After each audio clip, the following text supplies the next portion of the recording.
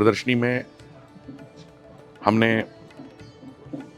हमारी जो भी सोच है द्विज को लेके, हाँ, या हमारी परंपरा को लेके वो डिस्प्ले करने की कोशिश की है।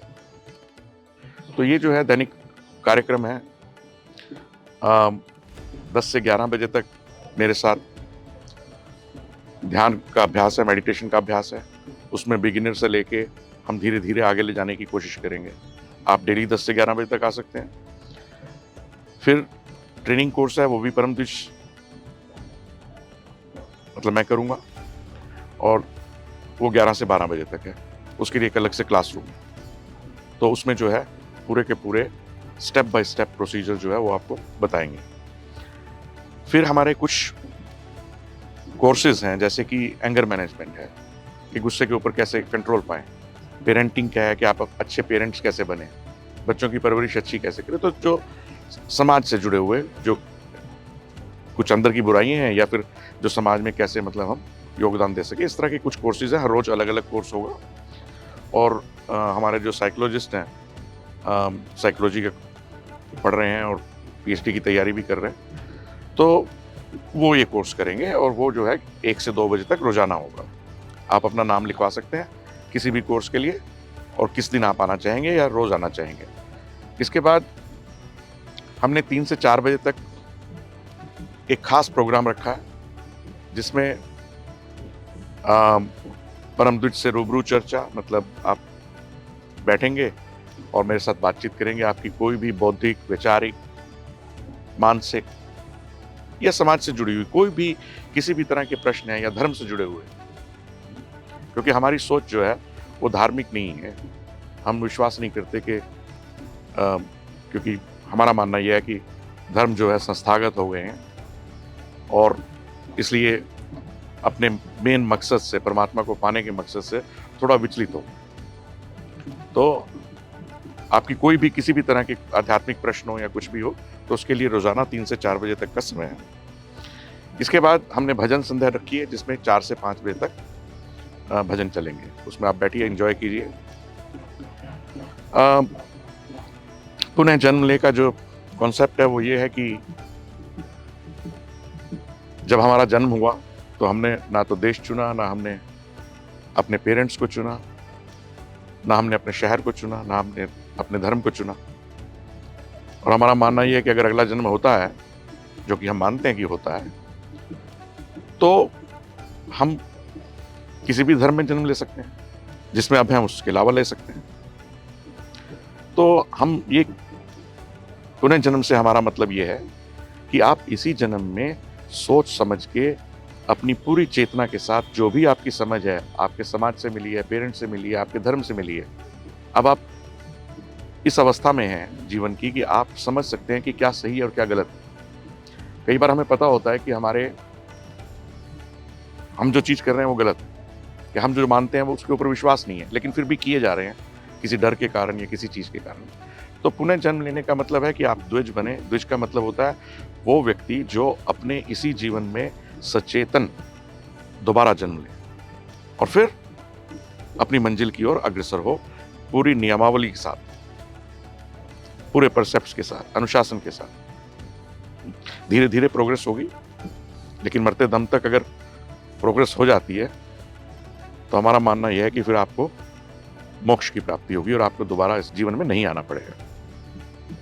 और अगर नहीं भी आप पूर्ण रूप से अपने आप को प्राप्त कर सकते हैं, पूर्ण रूप से आप पूरी अवस्था को प्राप्त नहीं कर सकते हैं, तो हमारा ये भी मानना है कि जो मन के ऊपर संस्कार होते हैं, क्योंकि हमारा मानना यह है कि मन जो है वो आत्मा का हिस्सा है, और मन के ऊपर जो संस्कार होते हैं वो एक जन्म से दूसरे जन्म में कैरी होते हैं, एक जन्म से आप अगले जन्म में लेके जाते हैं। तो वो फिर आगे आपकी यात्रा जो है वो सुनिश्चित करेगा। तो इसीलिए हमारा जो लोगो है, कुछ लोग पूछते हैं कि आँख है, ये आँख से हमारा, हम इसको ब्रह्म ज्योति बोलते हैं, क्योंकि हम ये मानते हैं कि परमात्मा का कोई रूप नहीं, परमात्मा का कोई आकार नहीं। तो जिसका कोई रूप नहीं है, जिसका कोई आकार नहीं है, जिसका कोई रंग नहीं है, तो वो है क्या? तो हम ये मानते हैं कि परमात्मा जो है वो एक ऐसी एनर्जी है कि जिसकी एनर्जी से सभी कुछ चल रहा है, पूरा ब्रह्मांड चल रहा है, यूनिवर्स चल रहा है। तो इसका मतलब ये हुआ कि परमात्मा जो है हर चीज में है यूनिवर्स की। वो धूप में भी है, वो छाया में भी है, वो हवा में भी है, वो पर्दे में भी है, कुर्सी में भी है, मेरे में भी है, आप में भी है, हर चीज में। तो उस चीज को हम कैसे चित्रित करें, कैसे उसको देखें कि हम उसको फील करें। तो हमने इसको ब्रह्म ज्योति बोला है कि पूरी की पूरी जो शेप है, ये ब्रह्मांड की शेप है, पूरे यूनिवर्स की शेप है, जो हम मानते हैं कि ऐसा है। हालांकि 3/4 ब्रह्मांड हमने अभी तक देखा नहीं है, और ये भी एक अनुमान है कि 3/4 नहीं, हमें नहीं पता क्या है। तो जो भी है, तो ये ब्रह्मांड की शेप है, और ब्रह्मांड की शेप में आंख का मतलब ये है कि उस परमात्मा की, दाता की जो आंख है, जिससे वो देखता है सबको, वो ब्रह्म ज्योति है। तो इसके बारे में फिर आगे और बात करेंगे। तो ये ट्रेनिंग कोर्सेज हैं। चलिए आगे चलते हैं।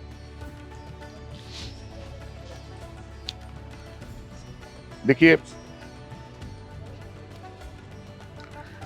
ये हमारी द्विज वैल्यूज हैं, मान्यताएं हैं कि जब आप द्विज के रूप में जन्म लेते हैं तो आप किन चीजों को मानते हैं, क्या आपकी वैल्यूज हैं। वैल्यूज का मतलब जो आपके लिए बहुत जरूरी हैं और जिसके प्रति आपकी पूरी निष्ठा है। तो सबसे पहले तो स्पिरिचुअल कॉन्शियसनेस, आध्यात्मिक चेतना, कि आप कुछ भी करें आध्यात्मिक चेतना के साथ करें। आपको गुस्सा आ रहा है तो भी आपको एहसास है कि मेरे को गुस्सा आ रहा है। आप कुछ भी काम करें, लेकिन एक कनेक्शन जो है वो जुड़ा रहना चाहिए, स्पिरिचुअल कनेक्शन, और उसमें जी कुछ भी करें। तो स्पिरिचुअल कॉन्शियसनेस जो है, ये हमारी एक वैल्यू है जिसके साथ हमें जीवन जीना है। इसके बाद समानता, जैसे मैंने कहा कि हमारे लिए सब धर्म समान है, सब जातियां समान हैं, हर व्यक्ति समान है, छोटा बड़ा सब समान है। उनको उसी ढंग से प्यार करें। मन में ये विचार ही ना आए कि कोई भेदभाव है। तो वो समानता का जो इक्वालिटी, रेसिप्रिकेशन ऑफ फेवर्स, यानी कि कोई आपके लिए कोई अच्छा काम करता है, और जिंदगी में ऐसे हजारों लोग आते हैं जो कुछ ना कुछ अच्छा करते हैं, तो आप उनको भूलें नहीं और उस उपकार की पूर्ति करें, उस फेवर की। ऑनेस्टी, सत्यनिष्ठा। मन में कभी कभी कुछ विचार आ सकते हैं, लेकिन फिर से अपने आप को फोकस कीजिए सत्यनिष्ठा पे।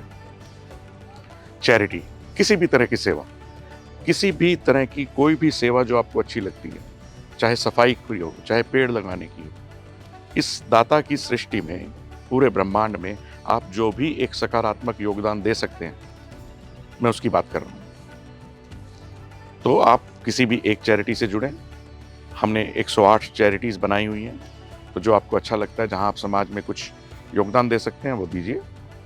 क्लीनलीनेस एंड हेल्थ कॉन्शियसनेस, तो खुद को साफ सुथरा रखना और खुद की हेल्थ के बारे में ध्यान रखना, क्योंकि अगर शरीर ठीक नहीं होगा तो मन खराब होगा। तो इस भाव से कि शरीर ठीक रहे और वो सब कीजिए जिससे कि सेहत बनी रहे अच्छी।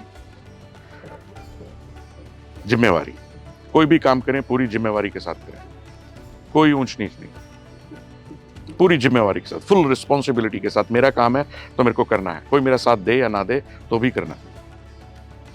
तो एक अपने अंदर एक पूरा मजबूत भाव। इसके बाद हार्ड वर्क, जो कि हम सब कर रहे हैं। रेडी टू सैक्रिफाइस, त्याग के लिए तैयार। जब जरूरत है त्याग करने की, तो उसके लिए हमेशा तैयार कि हाँ मेरी जरूरत है और इस काम में मेरा मन है और ये काम होना चाहिए, तो उसके लिए तैयार। फियरलेसनेस, निडरता का भाव। निडरता का मतलब ये नहीं है कि अक्कड़ हो जाओ, निडरता का मतलब डर की भावना ना हो। तो ये हमारी जो है कुछ मान्यताएं हैं। एक छोटा सा कोट है, my religion believes in a value system that ensures spiritual freedom for all. और ये हम कहते हैं कि आप बुद्ध हैं तो बुद्ध धर्म को मानिए, मुस्लिम हैं तो मुस्लिम को मानिए, हिंदू हैं तो हिंदू को मानिए, जैन है तो जैन को मानिए, सिख हैं तो सिख को मानिए। I am under the constant vision of Data and I want to look as good and beautiful as possible whenever I see myself in his eyes. तो एक ये ध्यान रखें कि आप जो भी करें ये देखें कि ब्रह्म ज्योति में अपना स्वरूप देखना है आपको। जब आप ध्यान में जाएंगे तो वो अच्छा लगना चाहिए। कभी कभी कुछ गलत हो भी जाता है तो उसको एक अच्छे भाव से स्वीकार करें। तो ये कुछ वैल्यूज हैं। इसके बाद यहाँ से हम चलते हैं कि कैसे एक द्विज जीवन में आप अपनी आध्यात्मिक उन्नति कर सकते हैं। तो सबसे पहले तो सिद्धांत हैं और इन सिद्धांतों का मतलब है प्रिंसिपल्स, परसेप्ट्स। और हम ये मानते हैं कि ये दाता का हुक्म है, दाता का ऑर्डर है कि हमें इन प्रिंसिपल्स को फॉलो करना है। एब्सटेन फ्रॉम इंटॉक्सिकेशन, तो किसी भी तरह के जहां तक हो सके उसके ऊपर काम कीजिए। हेल्दी रहिए, गलत काम करने से बचिए। प्रैक्टिस सेलिबेसी अगर कर सकते हैं तो।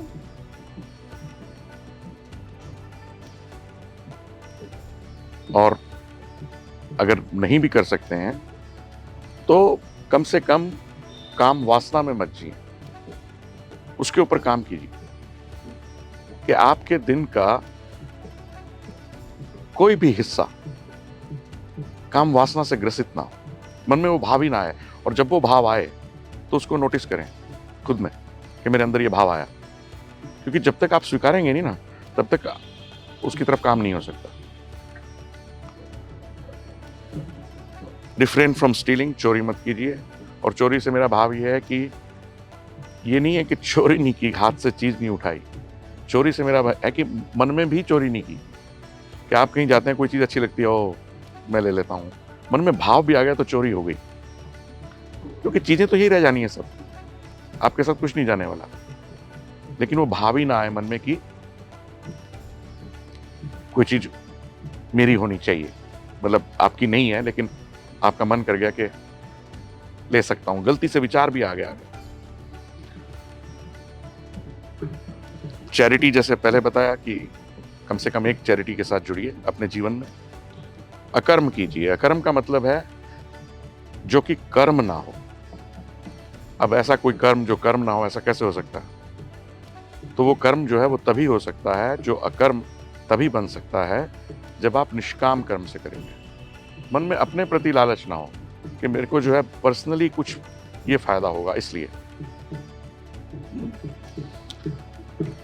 सेल्फलेसनेस जिसको बोलते हैं, selfless work. Practice non violence, किसी को शारीरिक रूप से नुकसान नहीं पहुंचाएं। अहिंसावाद। और 12 वाइसेस हैं जो हम मानते हैं कि आदमी के अंदर 12 विकार हैं, 12 तरह की वाइसेस हैं, तो उनको रोकिए। उसके बारे में अभी थोड़ी देर में चर्चा करते हैं। कंट्रीब्यूट टू द्विज कॉज, जो हमारा कॉज है कि समानता हो सबके अंदर, और जीवन का जो लक्ष्य है मोक्ष प्राप्ति का, उसकी तरफ हम अग्रसर हों, तो वो द्विज कॉज के लिए आप अगर कंट्रीब्यूट कर सकते हैं। क्लीनलीनेस, सफाई रखिए, जहाँ भी हूँ अच्छे तरीके से रहिए। कपड़े हैं, जहाँ आप रहते हैं तो साफ सुथरा रखने की कोशिश करें। रिस्पेक्ट अदर्स, आप किसी के साथ बहस कर रहे हैं या आपको कोई चीज़ अच्छी नहीं लग रही है, आप उनको बोल रहे हैं कि मेरे को ये चीज़ अच्छी नहीं लगी, ऐसा नहीं करना चाहिए आपको, तो ऐसा कहने में कोई हर्ज नहीं है। लेकिन ये नहीं, ये है कि डिसरिस्पेक्ट नहीं है, मन में नफरत का भाव नहीं है। तो ये है द्विज follows these 12 commandments of the दाता इन लाइफ। तो इन 12 आज्ञाओं का जो है परमात्मा की हमें पालन करना है। आइए, ये जो है द्विज डिसिप्लिन्स हैं, अनुशासन, काफी लंबी लिस्ट है। 51 अनुशासन है जिनका द्विज जीवन में जब आप पुनः जन्म ले लेते हैं सचेतन रूप से कि आप द्विज बन गए हैं और अब आपको इसी मकसद के लिए काम करना है अपनी लाइफ में, तो ये 51 जो हैं अनुशासन है जिनको कि आप ध्यान रखें। सबकी रिस्पेक्ट करना, टॉलरेंट होना, feel as a deity, be reverent to दाता, रिफ्रेन फ्रॉम गैम्बलिंग। तो ये सब चीज़ें हैं, आपके पास है, आप इसका पिक्चर ले सकते हैं और प्रैक्टिस कर सकते हैं, लेकिन जो भी करें स्पिरिचुअल कॉन्शियसनेस के साथ करें।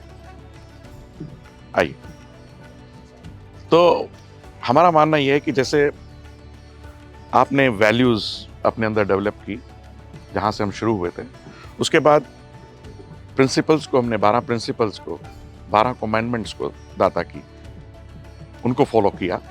उसके बाद अनुशासन्स को, जो भी डिसिप्लिन्स हैं 51, उनको फॉलो किया।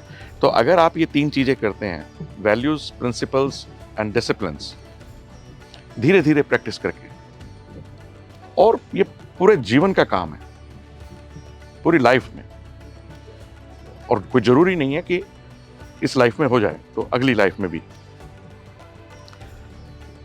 लेकिन अगर आप ये तीनों चीज़ें करते हैं, वैल्यूज़, डिसिप्लिन्स और प्रिंसिपल्स, तो हमारा मानना ये है कि आप जो हमारी आत्मा की, हमारी आत्मा क्या, मैं आत्मा की जो 50 गुण हैं, 50 वर्च्यूज़ हैं, हमारा स्वाभाविक स्वभाव है, वो डेवलप होनी शुरू होगी।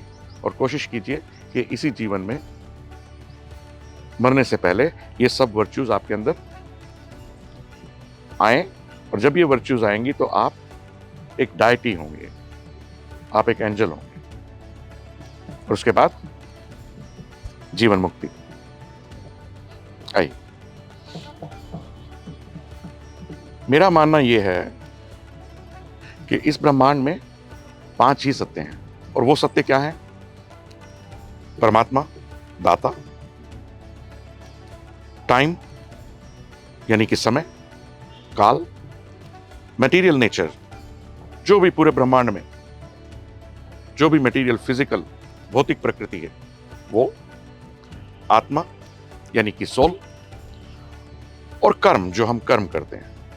तो ये 5 बुनियादी सत्य हैं इस पूरे ब्रह्मांड के, ये हमारा मानना है। और इनमें से जो परमात्मा है, वो जिसको हम सुप्रीम कॉन्शियसनेस कहते हैं, वो शाश्वत है, इटर्नल है, जिसका ना आदि है ना अंत है, जो ना शुरू हुआ कभी और ना कभी खत्म हो, जो हमेशा से अनश्वर है, शाश्वत है, इटर्नल है। इसी तरह से जो आत्मा है, क्योंकि वो परमात्मा का हिस्सा है, तो अगर परमात्मा, दाता अगर अनश्वर है और शाश्वत है, तो उसका हिस्सा होने के कारण आत्मा भी अनश्वर है और शाश्वत है। अब कोई भी चीज हो, कोई भी, उसको किसी ना किसी टाइम में तो होना पड़ेगा, टाइम तो चल रहा है। तो समय जो है वो भी अनश्वर है, समय जो है वो भी शाश्वत है। तो हम ये मानते हैं कि इन 5 बुनियादी सत्यों में से 3 जो सत्य हैं, दाता, आत्मा और समय, काल, टाइम, ये तीनों अनश्वर हैं और शाश्वत हैं। इसके अलावा जो भौतिक प्रकृति और एक्शन है, कर्म है, वो शाश्वत नहीं है।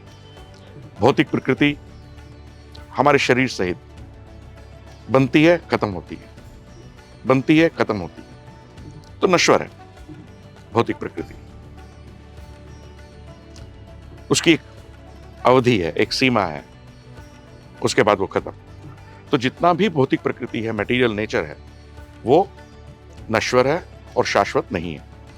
इसी तरह से जो कर्म है, कर्म भी शाश्वत नहीं है, नश्वर है। नश्वर इस सेंस में है कि उनको हम खत्म कर सकते हैं अपनी प्रैक्टिस के द्वारा, अपने ऊपर कंट्रोल के द्वारा। उसके बारे में हम आगे चर्चा करेंगे। तो हालांकि कर्मों का प्रभाव जो है बहुत लंबा हो सकता है कि आपको अपने पिछले जन्मों के कर्म इस जन्म में भुगतने पड़े, क्योंकि सभी कर्मों के जो फल हैं, जो प्रभाव हैं, ये तो मुमकिन नहीं है कि सबके सब इसी जन्म में मिलेंगे। आपने चोरी की है, हो सकता है आपको अभी फल नहीं मिला उसका। आपने झूठ बोला है, आपने किसी को नुकसान पहुंचाया है, तो आगे भी मिल सकता है। तो कर्मों का जो प्रभाव है वो लंबा हो सकता है, लेकिन अनश्वर नहीं है, उनको मिटाया जा सकता है प्रैक्टिस के द्वारा, संयम के द्वारा, जिसके बारे में हम आगे चर्चा करते हैं।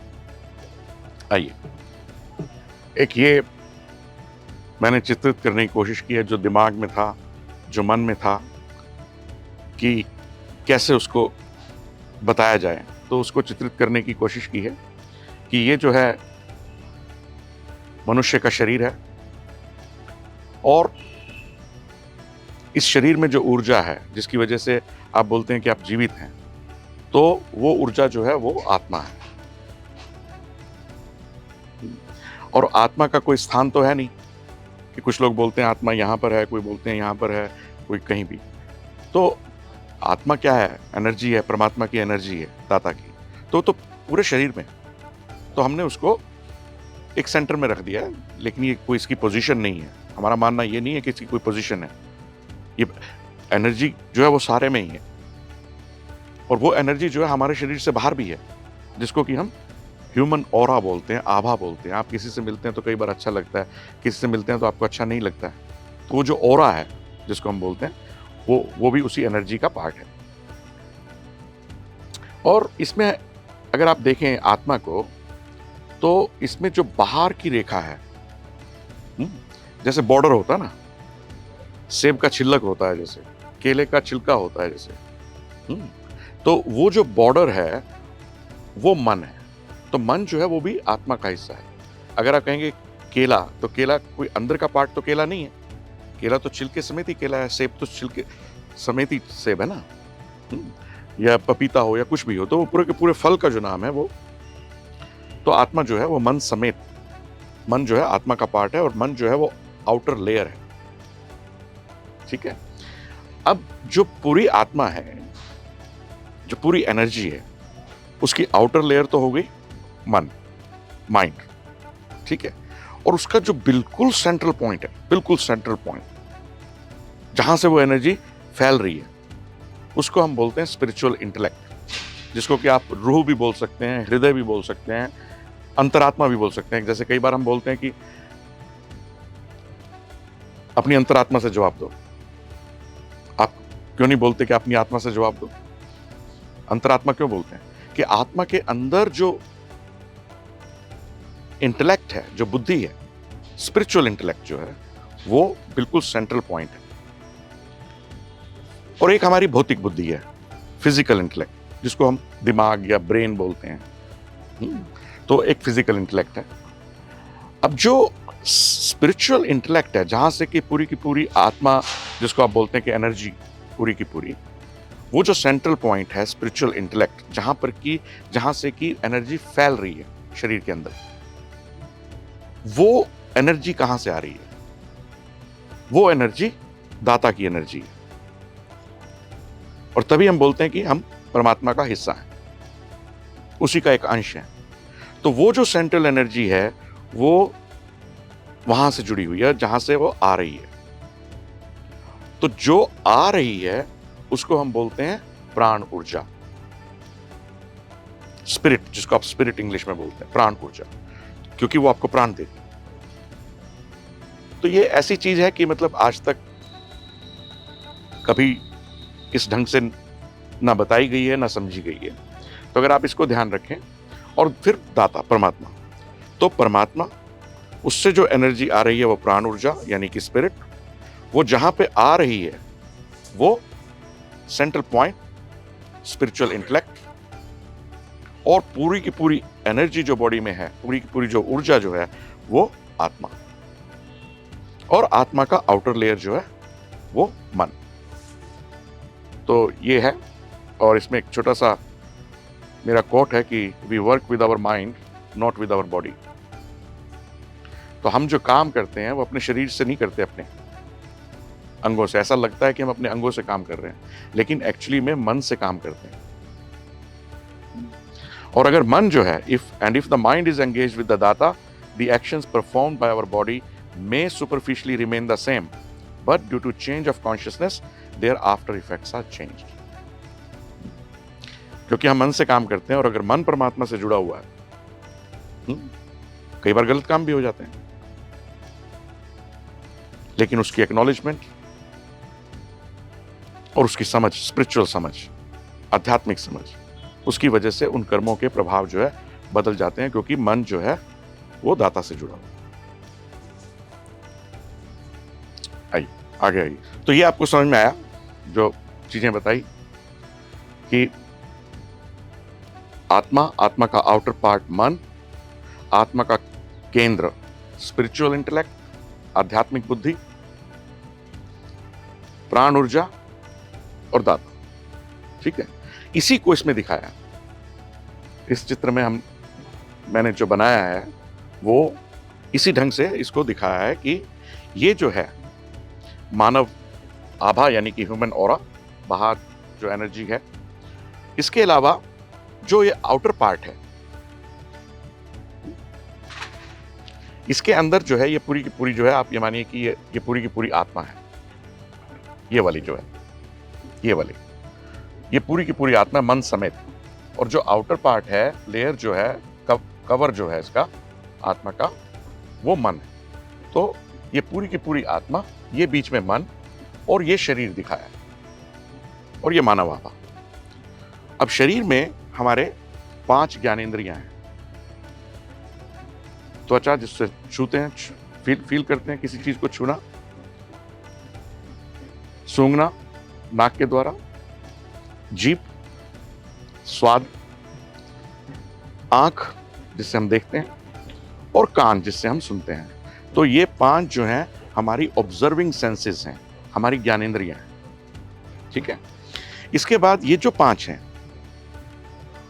ये हमारी कर्मेंद्रियां हैं, यानी ये हमारी आउटर एक्शन ऑर्गन्स हैं जिससे कि हम काम करते हैं। ठीक है, तो ये 10 इंद्रियां हैं। जो ये 5 कर्मेंद्रियां हैं, वो बोलना जो हम बात कर रहे हैं, जैसे मैं कर रहा हूं, पैर जिससे हम चलते हैं, कर्मेंद्रिय है, हाथ जिससे हम काम करते हैं,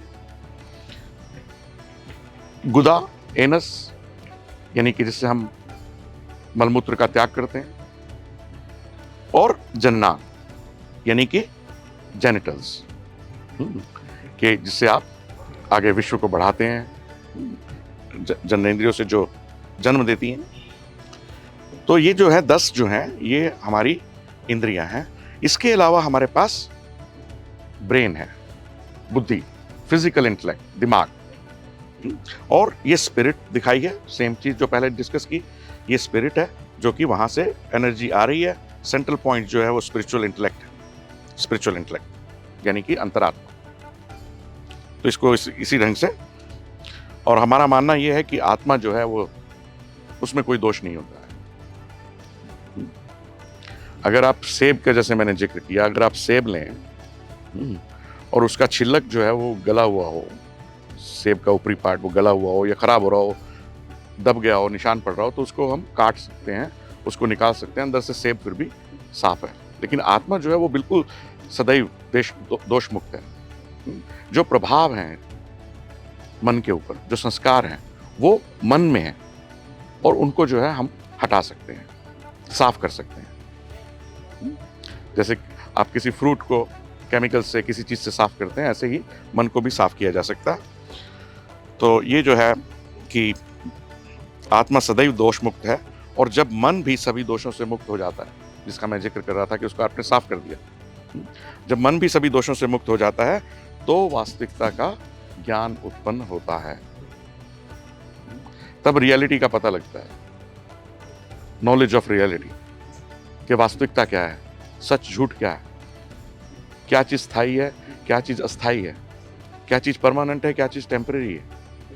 वो एक क्लियर विजन जिसको बोलते हैं, वो है। आइए, मेरा मानना यह है कि जो मैं हूं मैं मतलब जो आत्मा हूँ, जैसे आप हैं, आप आत्मा हैं, तो आपके कुछ मौलिक गुण हैं। आपके कुछ मौलिक गुण हैं, जो स्वभाव है आपका, वो सबके अंदर है, क्योंकि वो आत्मा का स्वभाव है, आत्मा के मौलिक गुण हैं। तो जो 12 हम मानते हैं कि 12 मूल गुण हैं, यानी कि 12 ओरिजिनल क्वालिटीज, जिसको कि हमसे कोई छीन ही नहीं सकता, वो हमारा नेचुरल स्वभाव है, वो हमारे अपने अंदर के गुण हैं, लेकिन छुपे हुए, दबे हुए हैं, क्योंकि आउटर लेयर से, मन से दबे हुए हैं। लेकिन उनको उजागर किया जा सकता है, उनको महसूस किया जा सकता है, उनका एहसास किया जा सकता है प्रैक्टिस के दौरान। वो क्या है? पीस, शांति। आप बार बार बोलते हैं, कहीं जाते हैं, शांति चाहिए मेरे को, मैं तो जंगल में जा रहा हूँ। अरे भैया चुप हो जाओ, शांत रहो। शांति नहीं मिलती है धर्म में, भजन में, इधर उधर सब शांति की खोज, जबकि शांति जो है वो हमारा नेचुरल स्वभाव है, तभी तो हम उसको ढूंढ रहे हैं। अगर हमारा स्वभाव नहीं होता तो हम कैसे ढूंढते उसको, या हमें क्यों चाहिए वो? क्योंकि वो कहीं खो गई है ना, इसलिए चाहिए। वो आपका नेचुरल स्वभाव, शक्ति, पावर, डिटर्मिनेशन। इसी तरह से ज्ञान, नॉलेज। जब आप ध्यान में जाएंगे, धीरे धीरे धीरे धीरे धीरे धीरे धीरे धीरे धीरे प्रैक्टिस करेंगे, तो धीरे धीरे कुछ चीजें आपको खुद ही खुलती हुई नजर आएंगी। मतलब जो बड़ी बड़ी गुत्थियां जिनको हम बाहर खोजते हैं, वो आपके अंदर ही हैं। और जितने भी पहुंचे हुए लोग हुए हैं, चाहे गुरु नानक ले लो, बुद्ध ले लो, जैन ले लो, जीसस ले लो, मोहम्मद ले लो, कोई भी, राम ले लो, कृष्ण ले लो, जितने भी पहुंचे हुए लोग, उनको कोई ज्ञान किसी ने दिया थोड़ा भी है। जो बाहर से ज्ञान मिलेगा, वो ज्ञान आपका अपना नहीं है। वो तो आप सीख सकते हैं कि कारपेंटर का काम सीख सकते हैं, इलेक्ट्रिशियन का काम सीख सकते हैं, मैथमेटिक्स सीख सकते हैं, साइंस सीख सकते हैं, लेकिन जो जो एक्चुअल ज्ञान है, आपको सहयोग मिल सकता है किसी से बातचीत करके, किसी शिक्षक से, किसी टीचर से, किसी गुरु से, जिसको आप बोलते हैं। लेकिन जब तक जो अपना खुद का ज्ञान है, वो जो है वो हमारी आत्मा का स्वभाव है। लव, प्रेम, हम सभी प्रेम चाहते हैं। हम प्रेम करें या ना करें किसी को, लेकिन हमें प्रेम चाहिए। क्यों चाहिए? क्योंकि ये आपका स्वभाव है, ये आपका अपना गुण है। आनंद, ब्लिस जिसको हम बोलते हैं, आनंद की खोज, किसी तरह से बस वो आनंदमयी क्षण आ जाए, ब्लिस। क्यों चाहिए? कहां से आपको इसकी जरूरत है? क्योंकि आपका खुद का स्वभाव है जो कि कहीं पे खो गया है। हैप्पीनेस, सुख, इसी तरह से स्वभाव है हमेशा सुख में, कोई कष्ट ही नहीं। आत्मा को कष्ट, जब शरीर ही नहीं है तो कष्ट कहां से होगा? पवित्रता, प्योरिटी, आत्मा सदैव प्योर है। जो भी दोष हैं वो शरीर के, आत्मा के दोष नहीं। और शरीर से हम कार्य नहीं करते, कार्य हम मन से करते हैं। तो जो काम हमें करना है वो मन के ऊपर करना है, अपने मौलिक स्वभाव को, अपने 12 गुणों को पाने के लिए। इम्पेरिशेबल, अनश्वर है आत्मा। आपका शरीर खत्म हो जाएगा, ऊर्जा खत्म नहीं होगी, आत्मा खत्म नहीं होगी, क्योंकि वो प्राण ऊर्जा से जुड़ी हुई है। ट्रुथ, ट्रुथ से मेरा मतलब यह है कि जो चीज स्थायी है, जो चीज परमानेंट है, वो तो आत्मा एक सत्य है, क्योंकि सत्य वही है जो खत्म ना हो। बाकी सब तो खत्म हो जाएगा, जो चीज सच है वो खत्म नहीं हो। तो आत्मा जो है वो सत्य है, शाश्वत है, इटर्नल है, खत्म नहीं होगी। फ्रीडम, स्वतंत्र, आप बन सकते हैं, रिश्तों से बन सकते हैं, नाम से बन सकते हैं, पद से बन सकते हैं, धर्म से बन सकते हैं, जाति से बन सकते हैं, किसी पॉलिटिकल पार्टी से बन सकते हैं, किसी भी चीज से बन सकते हैं। वो शरीर है जो बंध रहा है। लालच से बन सकते हैं, लेकिन आत्मा का कोई बंधन नहीं, क्योंकि उसकी कोई जरूरत नहीं। तो स्वतंत्रता और अव्यक्त, अव्यक्त से मेरा मतलब है जिसको मैनिफेस्ट नहीं किया जा सके, जिसको दिखाया नहीं जा सके, अव्यक्त है लेकिन है। भाई कुछ तो है, आपका शरीर है, आप सोच रहे हैं, आपका मन है, आपको कुछ अच्छा लगता है, कुछ बुरा लगता है, कहाँ है, दिखा सकते हैं? तो अव्यक्त है लेकिन है, क्योंकि सत्य है। अगर वो ना हो तो ये सब कैसे पता लगे? जब शरीर खत्म हो जाएगा, आदमी मर जाएगा, तो क्यों मर गया? कुछ तो गायब हुआ है, लेकिन जो गायब हुआ है उसको कैसे दिखाएं? तो अनमैनिफेस्टेड है। तो ये जो है, हम ये मानते हैं कि ये 12 गुण है आत्मा के। और एक बहुत अच्छा मन में एक बार विचार आया कि मैं इस विश्व के किसी संप्रदाय विशेष का हिस्सा नहीं हूं। संप्रदाय विशेष से मेरा मतलब है कि मैं इस पॉलिटिकल पार्टी से नहीं हूं, इस धर्म से नहीं हूं, इस जाति से नहीं हूं, इस समाज से नहीं हूं। तो मेरा कहना यह है कि मैं इस विश्व के किसी संप्रदाय विशेष का हिस्सा नहीं हूं, बल्कि दाता की रचना का एक अनिवार्य हिस्सा, जरूरी हिस्सा उसकी सृष्टि का, जिससे सभी संप्रदाय संबंधित हैं। उसकी पूरी सृष्टि में इतने सारे संप्रदाय हैं और वो भी उससे जुड़े हैं किसी न किसी रूप में या किसी न किसी भाव में। तो वो संप्रदाय भी इस सृष्टि का हिस्सा है। मेरा धर्म सनातन है। सनातन से मेरा मतलब है जो हमेशा से है, जिसका ना आदि है ना अंत। सनातन है, चिरकालिक है। ये किसी संप्रदाय को नहीं बल्कि आत्मा के मूल गुणों को दर्शाता है। सनातन से मतलब यह है कि अपने ओरिजिनल रिलीजन, हमारा ओरिजिनल संस्कार, हमारे 12 ओरिजिनल क्वालिटीज, वो सनातन है, क्योंकि वो आत्मा के मौलिक गुण हैं। आइए, जो अभी तक हमने चर्चा की वो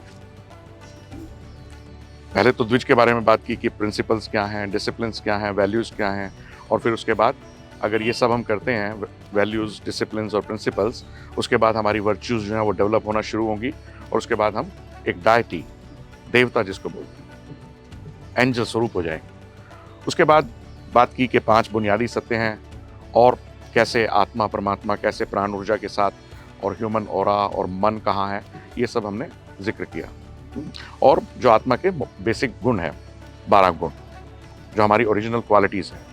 अब इसमें जो है, जैसा मैंने कहा कि हम मन से कार्य करते हैं, शरीर से कार्य नहीं करते, तो इसमें इसको दर्शाने की कोशिश की है मैंने कि ये जो है सेंट्रल पार्ट आत्मा का, ये पूरी आत्मा है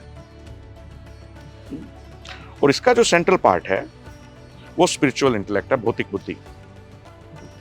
इसके बाहर मन है और ये हमारी 10 इंद्रियां हैं जिसका हमने जिक्र किया। और ये आप छोटे छोटे एरो देख रहे हैं, सफेद रंग के तीर, ये जो 10 इंद्रियां हैं, ये मन जो है इनकी तरफ खींच रहा है। और जब मन इंद्रियों की तरफ खींचेगा, जैसे स्वाद की तरफ खींचेगा, जो ये सब हाथ का काम है, पैर है, बोलना है, सूंघना है, सुनना है, छूना है, हाँ, देखना है। आप बुरी चीज देखेंगे तो बुरी चीज देखने अच्छे लगे, मन को आप इंद्रियां खींच रही हैं।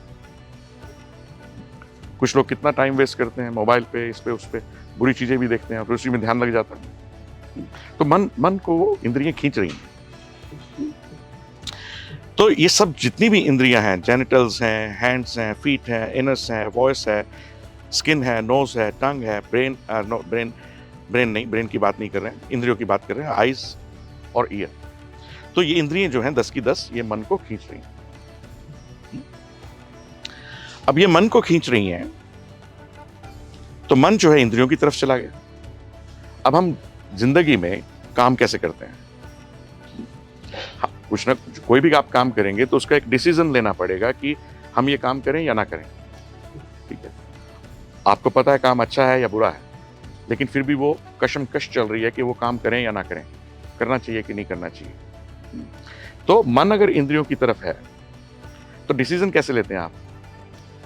डिसीजन आप जनरली अपनी लाइफ में डिसीजन लेते हैं मन से और बुद्धि से, फिजिकल बुद्धि से, ब्रेन से। और अगर मन इंद्रियों की तरफ खिंचा हुआ है तो फिजिकल इंटेलेक्ट और मन का आपस में संवाद होता है कि करना चाहिए कि नहीं। मन कहता है कर लो, फिजिकल इंटेलेक्ट बुद्धि यानी कि ब्रेन आपका कहेगा कि नहीं है, नहीं करना चाहिए। और फिर कश्मकश में ज्यादातर ये होता है कि मन जीत जाता है, बुद्धि हार जाती है या बुद्धि मन का साथ दे देती है। तो इस तरह से हम कार्य करते हैं अपने शरीर के द्वारा। अगर मन जो है वो इंद्रियों की तरफ खिंचा हुआ है तो, और हम डिसीजन जो है भौतिक बुद्धि से ले रहे हैं लेकिन मन के प्रभाव में ले रहे हैं, तो ये जो है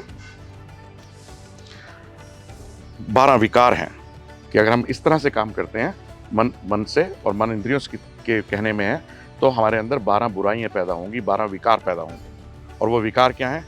एक्सपेक्टेशन, दूसरों से अपेक्षा, एंगर, क्रोध, डर, अहंकार, छोटी से छोटी चीज का अहंकार, संदेह दूसरे पे, सस्पिशन, बिना बात के परेशान होना, जेलसी, ईर्ष्या। कुछ लोग वैसे ही परेशान हैं, दूसरों से ईर्ष्या में परेशान है,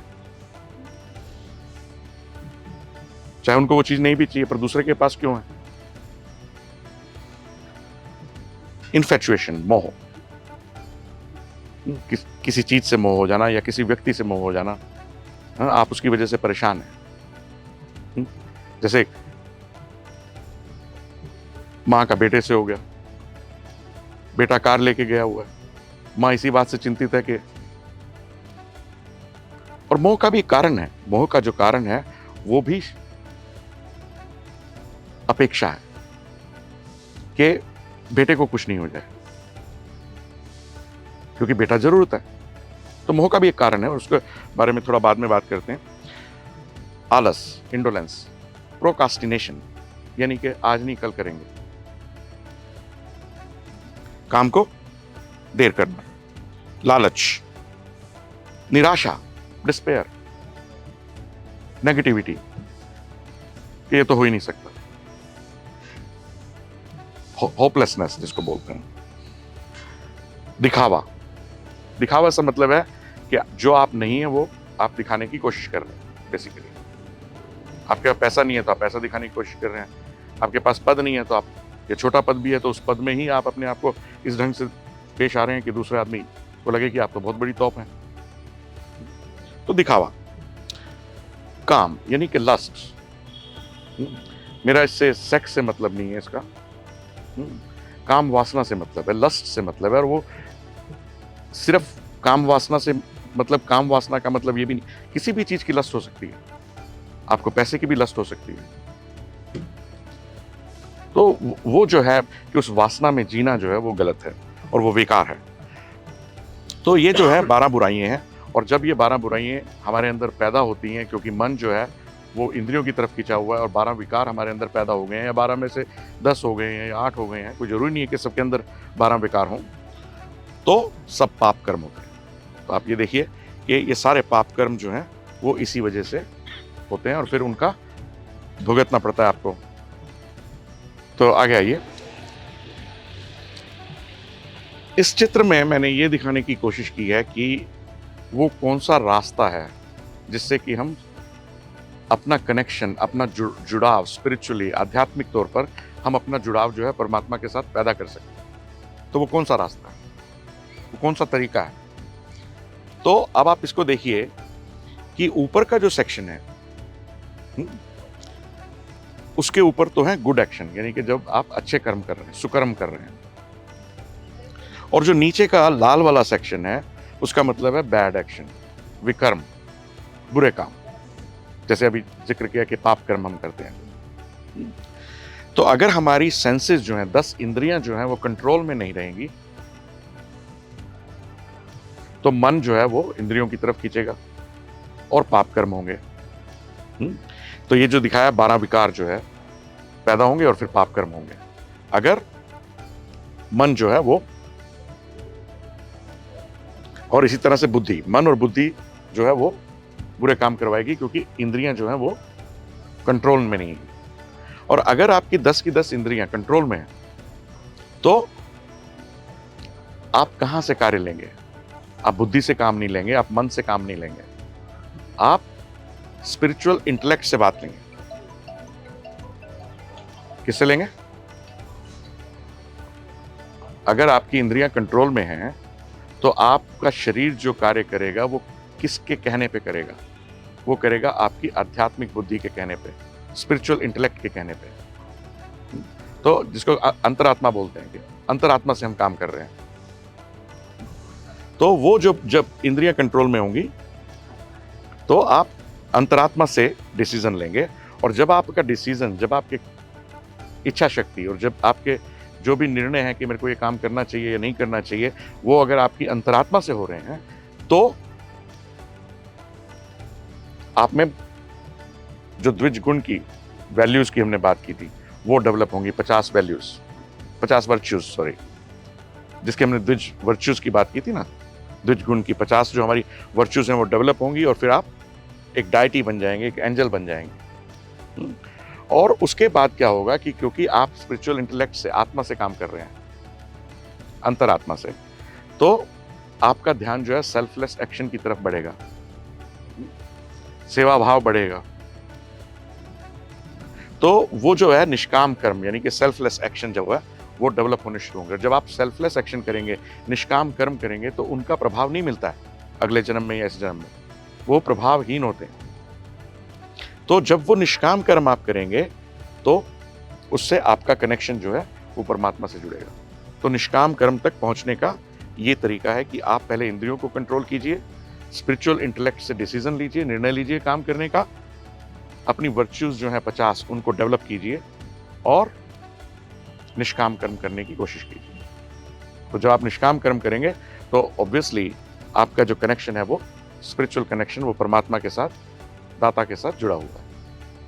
आइए देखिए, इससे पहले मैं आपको वहां लेके चलता हूं और फिर हम वापस आएंगे।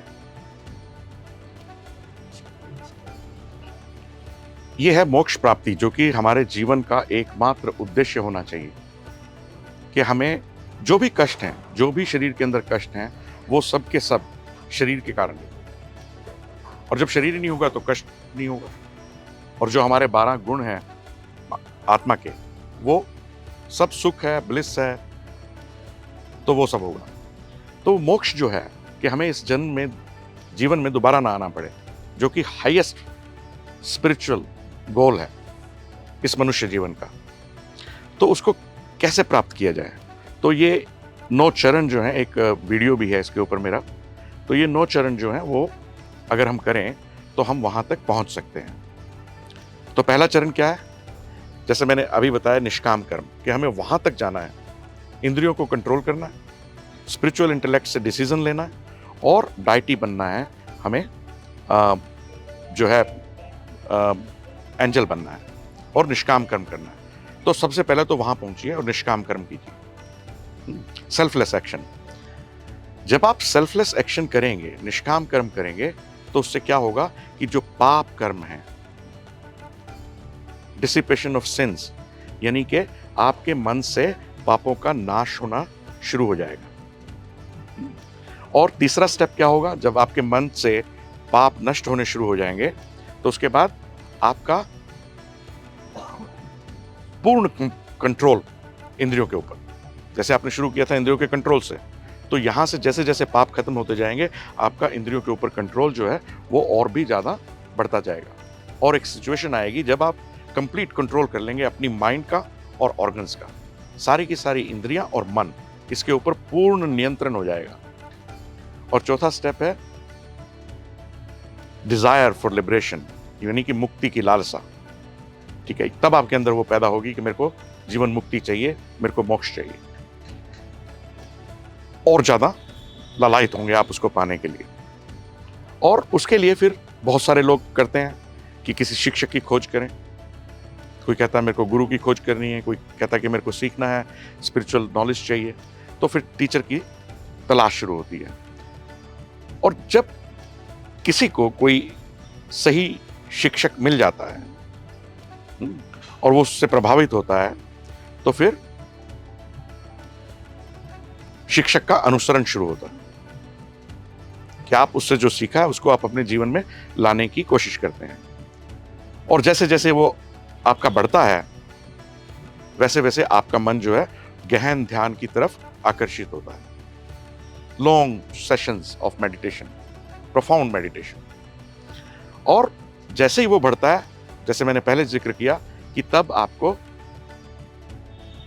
जो है वास्तविकता का ज्ञान, क्या परमानेंट है क्या टेम्परेरी है, नॉलेज ऑफ रियलिटी, यूनिटेटिव विजन, तो तब आपको वास्तविकता का ज्ञान बढ़ता है। और जैसे जैसे आपके अंदर वास्तविकता का ज्ञान बढ़ेगा वैसे वैसे आपकी जो है प्रोग्रेस जो है उस डायरेक्शन में होगी कि आपके पुराने कर्मों के पाप जो हैं वो नष्ट होना शुरू होंगे। तो उसके लिए जो है संयम जरूरी है। इस स्टेज तक 8वें चरण पर पहुंचने के बाद जब आपकी एकात्मक दृष्टि हो जाती है, यूनिटेटिव विजन हो जाता है और नॉलेज हो जाती है रियलिटी की कि सच क्या है और झूठ क्या है, उसके बाद आपको संयम की जरूरत है। संयम की क्यों जरूरत है? क्योंकि ये ऐसी स्टेज है जहां पर कि आप डगमगा सकते हैं, इसलिए आपको संयम चाहिए उस समय, ताकि जहां जो आपने स्पिरिचुअल प्रोग्रेस अभी तक किया है वो खराब नहीं है। तो इस स्टेज पर जब मन दोबारा से डगमगाने लगे तो ये समझिए कि ये स्टेज आ गई है जहां पर कि आपको संयम की जरूरत है। और संयम क्या है? संयम जो है 3 चीजों का एक त्रय है, ध्यान, धारणा और समाधि। तो सबसे पहले धारणा। धारणा क्या है? धारणा का मतलब डिटर्मिनेशन। धारणा का मतलब है, धारणा में 3 चीजें हैं, concentration, determination and focus. Concentration मतलब एकाग्रता, डिटर्मिनेशन मतलब दृढ़ संकल्प, और फोकस यानी कि केंद्रिता। तो आप पहले धारणा को करिए कि आप पूरा फोकस, कंसंट्रेशन और डिटर्मिनेशन के साथ आपको आगे जाना है। उसके बाद ध्यान, कि ध्यान के लॉन्ग सेशंस, और फिर एक स्टेज आएगी जिसको आप समाधि बोल सकते हैं। हाँ, समाधि की भी अपनी अपनी अलग अलग स्टेजेस हैं, लेकिन तब आपको समाधि लगने लगेगी। तो इस समय जो है 8वें चरण के बाद जो 9वां चरण है वो संयम का है, जहां पर कि आपको बहुत ध्यान रखना है ताकि आप पूर्ण कंट्रोल, जिसको संयम का मतलब ही कंट्रोल है, तो उसको आप प्राप्त कर सकें। So through the power of knowledge, the effects of the actions performed in the present and past lives are destroyed, and the actions performed after the realization of knowledge do not bear fruits. तो जब आपको 8वें चरण में वास्तविकता का ज्ञान हो गया, उसके बाद आप जो कर्म करेंगे उनका आपको कोई प्रभाव नहीं मिलेगा। और यही आप चाहते हैं कि कोई प्रभाव ना हो, क्योंकि अच्छे कर्मों के प्रभाव है तो उसके लिए भी आपको जन्म लेना पड़ेगा अगला, क्योंकि अच्छे कर्मों का आपको फल मिलेगा।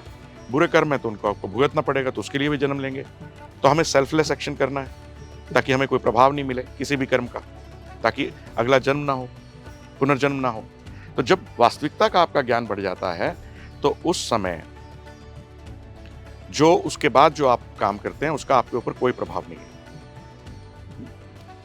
तो उसके लिए जो है आपको संयम की जरूरत है। आइए इधर आइए। और संयम जो है, जैसा मैंने बताया कि संयम जो है वो धारणा, ध्यान और समाधि, इनका एक त्रय है, तो इसमें इसको चित्रित किया गया है। और आपको एक बात और बता दें कि संयम जो है वो सबसे मुश्किल, सबसे कठोर अनुशासन है। सभी अनुशासनों में सबसे कठोर। संयम सभी अनुशासनों में सबसे मजबूत है, जिसके माध्यम से व्यक्ति उन पिछले कर्मों के प्रभावों को भी खत्म कर सकता है जो ज्ञान प्राप्ति के समय फल देना शुरू कर चुके हैं। तो यहां पर जब 9वें चरण में मैंने बात की कि संयम की जरूरत है, तो वो संयम की जरूरत क्यों है?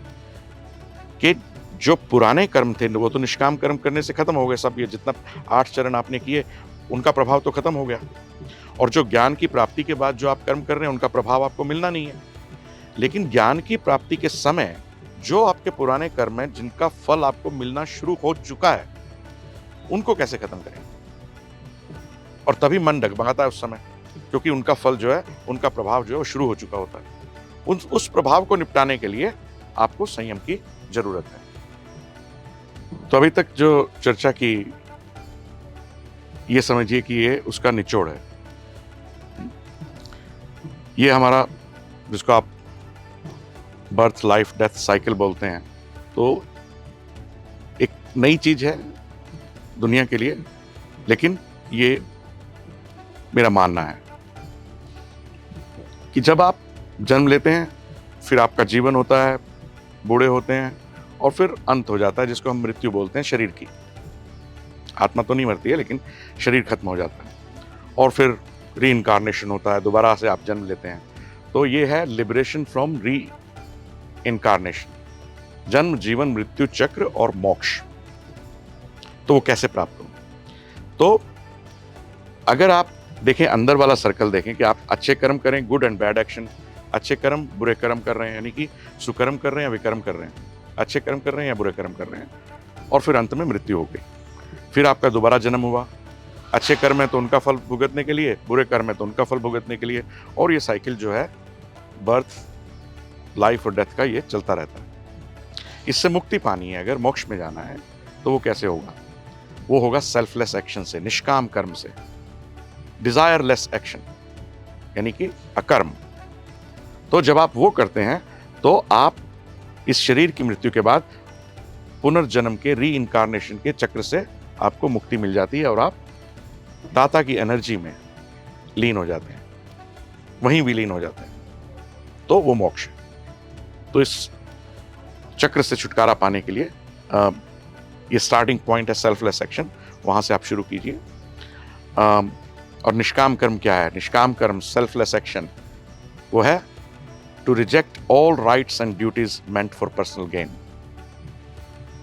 सभी संस्कारों और कर्तव्यों को अस्वीकार करना, कर्तव्यों को भी, अच्छे कर्मों, जिसमें सेल्फ जुड़ा हुआ है, जिसमें कि कुछ ना कुछ जुड़ा हुआ है, लालच या मोह या कुछ भी कहिए। तो अगर वो सेल्फलेस नहीं है, निष्काम नहीं है, तो ये डेथ और बर्थ का जो साइकिल है ये कंटिन्यू रहता है। ये जो प्रदर्शनी है जो हमने गीता जयंती के अवसर पर लगाई है, तो ये इसका मिडल सेक्शन है। आपको पूरा कॉन्सेप्ट समझा दिया है। उसके बाद हम लोग क्या कर रहे हैं समाज में जागृति लाने के लिए, तो उसके बारे में है कि हमारा पर्पस क्या है, मकसद क्या है, क्या पाना चाहते हैं और कैसे करना चाहते हैं। तो एक उसका निचोड़ है, तो एक जल्दी से आपको ये बता दें। तो पहले तो ये कि आप द्विज बने। द्विज का मतलब किसी संस्था से नहीं, द्विज का मतलब किसी समाज से, किसी धर्म से नहीं। द्विज कौन है? द्विज वह व्यक्ति है जो अपने वास्तविक स्वरूप और ब्रह्म यानी दाता को पाने के लिए इसी जीवन में सचेतन जन्म लेता है। इसलिए द्विज वह एक जागरूक व्यक्ति है जो अपना जीवन अज्ञानता में नहीं जीता, और जिसके माध्यम से हम करने की कोशिश कर रहे हैं। तो ऑर्गेनाइजेशन बोल लीजिए आप उसको, कि एक समूह तो चाहिए। उसका नाम है लिविंग द्विज संस्था का। तो लिविंग द्विज जो है उन्नत मनस्थिति का वह एक परिवार है जिसने सभी सामाजिक अनुबंधनों को त्याग कर लोगों के आध्यात्मिक उत्थान के माध्यम से उनमें सद्भावना के प्रत्यारोपण द्वारा मानवता की सच्ची सेवा का प्रण उठाया है। तो बेसिकली हम क्या करना चाह रहे हैं कि हम लोगों में आध्यात्मिक जागृति पैदा करना चाह रहे हैं, ताकि वो किसी भी समाज या धर्म से हो तो उनका रुझान जो है वो समाज सेवा की तरफ, निष्काम कर्म की तरफ बढ़े। और हमारी जो मिशन है या प्रेरणा बोल लीजिए, जो मिशन है, जो सोल पर्पस ऑफ एग्जिस्टेंस है हमारा, वो है मूल मान्यता। और वो क्या है कि हर चीज एक दूसरे से जुड़ी हुई है। आप मेरे से जुड़े हुए हैं, मैं आपसे जुड़ा हुआ हूं। तो एक द्विज पूरे ब्रह्मांड में एकीकरण को देखता है और उस शाश्वत संबंध में विश्वास करता है जो ब्रह्मांड में पदार्थ और जीव सबको एक साथ बांधता है, सबको। और हमारा विजन क्या है, लक्ष्य, जिसको मैं बोलता हूं कि मेरे जीवन काल में तो असंभव है, मेरे जीवन काल में क्या 500 साल 1000 साल में जाके शायद पूरा हो वो, लेकिन विजन है। वो क्या है? गलत धारणाओं और धार्मिक पूर्वाग्रहों की दीवारों को तोड़कर एक एकीकृत विश्व की स्थापना करना, बाउंड्रीलेस वर्ल्ड, कोई सीमा ना हो, पूरा विश्व एक देश हो, किसी भी प्रकार का द्वेष, दुर्भाव, विभेदन और भौगोलिक सीमाओं से पूर्णतया मुक्त। तो उस विश्व की स्थापना करना, एकीकृत विश्व की। तो ये हमारा मिशन और विजन है लिविंग द्विज का। आइए, ये कुछ कोर्सेज हैं जो हमने शुरू किए हैं। स्पिरिचुअल कोर्सेज भी हैं और सेल्फ डेवलपमेंट के कोर्सेज भी हैं। तो उसमें जो है ध्यान प्रशिक्षण है, जो कि 4 अलग अलग स्तरों पर है। मेडिटेशन की प्रैक्टिस बिगिनर्स के लिए, इंटरमीडिएट के लिए, एडवांस के लिए एंड जो टीनेजर्स हैं उनके लिए। इसी तरह से सेल्फ डेवलपमेंट के कोर्सेज हैं, 1 दिन से लेकर 14 दिन तक के सेल्फ डेवलपमेंट के कोर्सेज हैं, जिसमें पेरेंटिंग के ऊपर है, एंगर मैनेजमेंट के ऊपर है और सब ये कोर्सेज हैं। और टीचर ट्रेनिंग का, ताकि हम उन लोगों को तैयार कर सकें जो आगे जो लिविंग द्विज का कॉन्सेप्ट है उसको आगे लोगों तक पहुंचा सकें। एक ये कामना है, सांचा तैयार हो गया है, एक विश्वविद्यालय, एक यूनिवर्सिटी की स्थापना करना, चाहे वो सेल्फ एक्रेडिटेड ही है लेकिन उसकी स्थापना करना, जिसमें कि हम सर्टिफिकेट कोर्स से लेके डिप्लोमा कोर्सेज तक और उसके बाद बैचलर डिग्री, मास्टर डिग्री और पीएचडी जो है वो स्पिरिचुअलिटी में करवाना चाहते हैं। द्विज university of divine education and spirituality. तो पूरा का पूरा जो है ये स्पिरिचुअल यूनिवर्सिटी है, ड्यूड्स के नाम से, द्विज university of divine education and spirituality.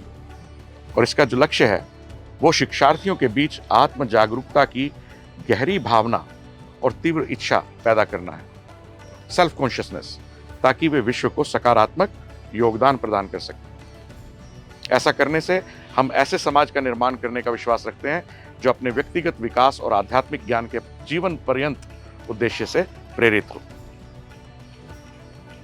और यूनिवर्सिटी में हम लोगों के आध्यात्मिक उत्थान के माध्यम से समाज में सकारात्मक योगदान देने के लिए समर्पित हैं और जीविका उन्मुख उच्च गुणवत्ता की शिक्षा देने के लिए भी प्रतिबद्ध है, ताकि उनको अपना जो है लिविंग उसकी तरफ भी वो उससे कुछ कमाई कर सकें और वहाँ से कुछ प्राप्त कर सकें। जैसा मैंने पहले जिक्र किया कि एक डिसिप्लिन भी है वो कि आप किसी न किसी एक चैरिटी से जुड़ें, द्विज डिसिप्लिन में है वो। तो एक संस्था है जो कि चैरिटेबल है हमारी, उसका नाम है संकल्प चैरिटेबल ट्रस्ट। उसमें जो है हमने 108 अलग अलग तरह की चैरिटीज का निर्माण किया है और जीवन के हर आयाम को छूने की कोशिश की है। और उन 108 चैरिटीज को हमने 32 प्रोजेक्ट्स के अंदर बांटा है और उनको फिर 5 बड़े ग्रुप्स में बांटा है कि व्यक्तिगत, यानी कि एक व्यक्ति दूसरे व्यक्ति की सहायता कर रहा है, किसी बुजुर्ग की कर रहा है, हॉस्पिटल में कर रहा है, या किसी को शाम को घुमाने ही ले जा रहा है किसी बुजुर्ग को, तो कुछ व्यक्तिगत 1 to 1। फिर नेबरहुड में हम क्या कर सकते हैं, उसके ऊपर कुछ प्रोजेक्ट्स और चैरिटीज हैं, आस पड़ोस की सेवा और सहायता।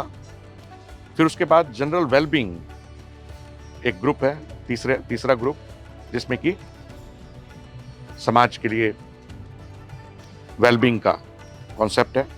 और फिर वर्ल्ड लेवल पर कुछ चैरिटीज हैं जो कि कहीं पर भी कोई आपदा आती है, जैसे बाढ़ आ गई या कहीं कुछ हो गया, कोई नेचुरल कैलेमिटीज होती हैं, तो उसके ऊपर कुछ चैरिटीज हैं। और फिर सृष्टि को योगदान में पर्यावरण और दूसरी सेवाएं जो हैं वो इस 5वें ग्रुप में जुड़ी हैं। और मेरा ये मानना है कि प्रेम और करुणा से प्रेरित निस्वार्थ सेवा ही सच्चा परोपकार है। आइए, तो ये जो है ये तो आपको हम बता ही चुके हैं कि पुनः जन्म लें, गेट रीबॉर्न, द्विज बने, इस जीवन में सचेतन जन्म लें, जीवन के एकमात्र उद्देश्य की प्राप्ति की दिशा में आगे बढ़ने के लिए इसी जीवन में द्विज रूप में पुनः जन्म लेकर आत्म खोज की आध्यात्मिक यात्रा द्वारा अपने वास्तविक स्वरूप का एहसास करें।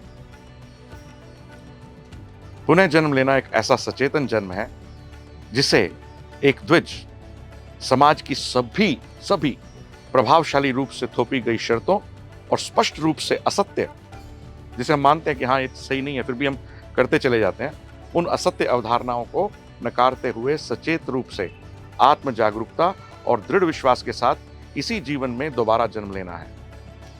और यह चेतन एहसास दाता के करीब ले जाता है, क्योंकि यह पूरे ब्रह्मांड में सभी चीजों में लिविंग द्विज की एकीकरण की भावना को साकार करता है। एकीकरण की भावना की प्रेरणा पूरे ब्रह्मांड में हमारे और हर चीज के बीच एक सहज जुड़ाव के साथ बांधती है, हर चीज के बीच, जिससे खुद परमात्मा भी, दाता भी जुदा नहीं है। तो आइए हम अपने पुराने पंखों को तोड़ चेतना के खुले आकाश में उड़े, जो मन पर थोपे गए सभी प्रभावों से मुक्त हो। ये जो है तत्व मेडिटेशन ध्यान की एक विधि है हमारी, जिसको हम तत्व मेडिटेशन बोलते हैं। तत्व का मतलब होता है कि पूरी नॉलेज के साथ, पूरे ज्ञान के साथ तत्व। तो तत्व ध्यान योग है। तो वी इनवाइट यू, हम आपको तत्व ज्ञान के अभ्यास के लिए आमंत्रित करते हैं, ताकि आप जीवन मुक्ति यानी मोक्ष के अपने सर्वोच्च आध्यात्मिक लक्ष्य की प्राप्ति के लिए और उसकी दिशा में अग्रसर होने के साथ साथ ध्यान अभ्यास के अन्य शारीरिक और मनोवैज्ञानिक प्रभाव जो होते हैं, कि जैसे आपको शांति मिल रही है, आपको अच्छा लग रहा है, आपके शरीर के कष्ट कम हो रहे हैं, तो वो अलग जो अच्छे पॉजिटिव इफेक्ट्स हैं वो तो मिलेंगे ही। इसके साथ साथ आप अपने आध्यात्मिक लक्ष्य की प्राप्ति की दिशा में भी अग्रसर होंगे। हमारी एक इच्छा है कि एक आश्रम बनाया जाए। अभी हमने एक छोटी सी जगह ली है यहाँ पर किराए पर, बहुत छोटी है, तो उसमें जो है वहाँ हम शुरू कर रहे हैं सतधाम एक छोटा सा आश्रम होगा। और एक हमारी इच्छा है कि परमधाम एक हम बनाएं, जिसमें कि यूनिवर्सिटी भी हो और एक बड़ा कैंपस हो, जहाँ पर कि हम अपने सारे प्रोग्राम जो हैं वो कर सकें। लेकिन जो सतधाम अभी यहाँ पर एक शुरू किया है, वहाँ पर जो है सुबह से लेकर सुबह 7 बजे से रात को 7 बजे तक मेडिटेशन का अभ्यास और ये सब चलेगा। तो सतधाम जो है जन्म और मृत्यु के चक्र से मुक्ति पाने और जीवन के एकमात्र लक्ष्य मोक्ष की प्राप्ति की दिशा में अपनी आध्यात्मिक यात्रा को उन्नत करने के लिए सतधाम आश्रम जो है वो एक आध्यात्मिक शिक्षा का ध्यान केंद्र, या आप कहिए कि पवित्र मंदिर स्थल है, जहां पर रोजाना सुबह और शाम 7 बजे 1 घंटे के लिए सत्सुर भी होता है। सत्सुर में जो है 7 सुर जुड़े हैं, यानी कि 7 चीजें जुड़ी हैं। और सत का मतलब सच भी होता है, कि ऐसा सुर, ऐसी आवाज जो सच है। तो उसमें जो है 7 ये क्रियाएं हैं, जिसमें फिजिकल एक्सरसाइज है, योग है स्टार्टिंग में, फिर प्रेयर है, प्रार्थना है, उसके बाद गाइडेड मेडिटेशन का एक छोटा सा सेशन है, और ब्रह्मनाद है जिसमें कि मेरे वक्तव्य हैं, प्रवचन बोल लीजिए, डिस्कोर्सेस, और फिर उसी के ऊपर, उसी टॉपिक के ऊपर जो है चिंतन, यानी कि लोग बैठ के उसके चिंतन करें कि कैसे उसको जीवन में लाया जाए। और फिर कुछ उसके बारे में अगर प्रश्न है तो मंथन का एक दौर, जहां पर कि क्वेश्चन आंसर हो सकते हैं, और उसके बाद एक साइलेंट मेडिटेशन का छोटा सा समय। तो ये 7 चीजें जो हैं, योग, प्रार्थना, निर्देशित ध्यान, ब्रह्मनाद, चिंतन, मंथन और नीरव ध्यान, यानी कि साइलेंस रखना और साइलेंट मेडिटेशन करना। तो ये सब चीजें जो है हम कर रहे हैं। आपको बहुत बहुत शुभकामनाएं। ठीक है।